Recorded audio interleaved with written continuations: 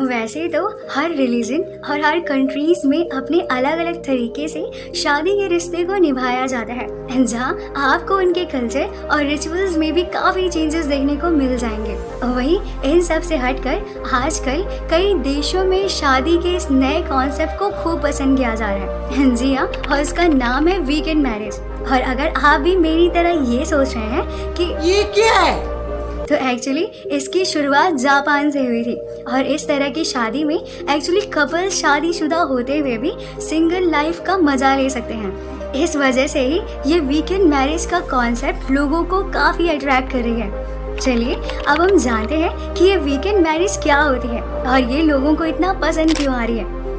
यूँ तो weekend marriage को सेपरेशन मैरिज भी कहा जाता है। अब आप इसके नाम से ही ये समझ गए होंगे कि इस तरह की शादी में कपल्स एक्चुअली एक दूसरे से सिर्फ वीकेंड्स पर ही मिल सकते हैं और बाकी के डेज में वे अपने अपने कामों में बिजी रहते हैं और एक दूसरे की लाइफ में ज़्यादा इन्वॉल्व भी नहीं होते।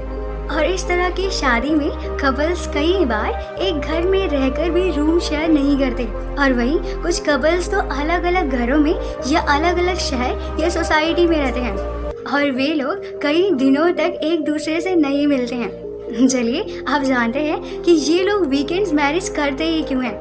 वैसे भारत जैसे देशों के लिए इस तरह की शादी के बारे में सिर्फ सोचना ही बिल्कुल वियर्ड लगता है, क्योंकि यहाँ पर शादियों को एक कॉन्ट्रैक्ट नहीं बल्कि एक अटूट रिश्ता माना जाता है और यहाँ हस्बैंड वाइफ एक दूसरे पर काफ़ी डिपेंडेंट भी रहते हैं। लेकिन जापान जैसे कंट्रीज में जहाँ से वीकेंड मैरिज का कॉन्सेप्ट आया, वहाँ इसकी शुरुआत होने का रीज़न लोगों की ज़रूरत से ज़्यादा बिजी रहना है। जी हाँ, जहाँ जापान के लोग अपने करियर और लाइफस्टाइल को लेकर काफ़ी फोकस रहते हैं और इसलिए वहाँ के लोगों ने अपने करियर और इमोशनल नीड्स को अलग अलग रखने के लिए तरीका निकाला है। चलिए अब हम इस वीकेंड मैरिज के फायदे और नुकसान को जानेंगे। और नोट करने वाली बात तो ये है कि ये फायदे नुकसान इंडियन पर्सपेक्टिव से बिल्कुल मैच नहीं करते।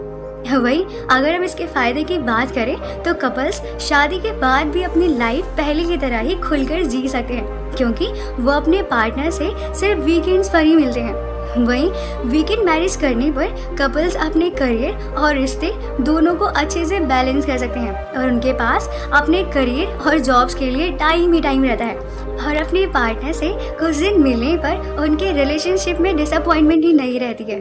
वहीं अक्सर ऐसा देखा गया है कि जब कपल्स एक दूसरे के साथ रहने लगते हैं तो छोटी बड़ी बातें मुद्दे बनने लगती हैं। वहीं ऐसे कपल्स के लिए वीकेंड पर मिलने पर उन्हें अपने पार्टनर के साथ क्वालिटी टाइम स्पेंड करने का मौका मिलता है। वहीं दूसरी तरफ इस तरह की शादी के कई नुकसान भी हैं, जहाँ साथ रहने पर कपल्स अपनी घर, फैमिली और फाइनेंशियली स्टेबिलिटी के लिए एक दूसरे पर डिपेंडेंट रहते हैं। वहीं वीकेंड मैरिज में दोनों ही पार्टनर को सेल्फ डिपेंडेंट होना बहुत ज़रूरी है, क्योंकि हफ्ते के बाकी दिनों में उन्हें अपना टाइम खुद के साथ ही बिताना पड़ता है। वहीं वीकेंड मैरिज सिर्फ कपल्स तक ही ठीक है, लेकिन उनके बच्चे के परवरिश में काफ़ी दिक्कत आने लगती है।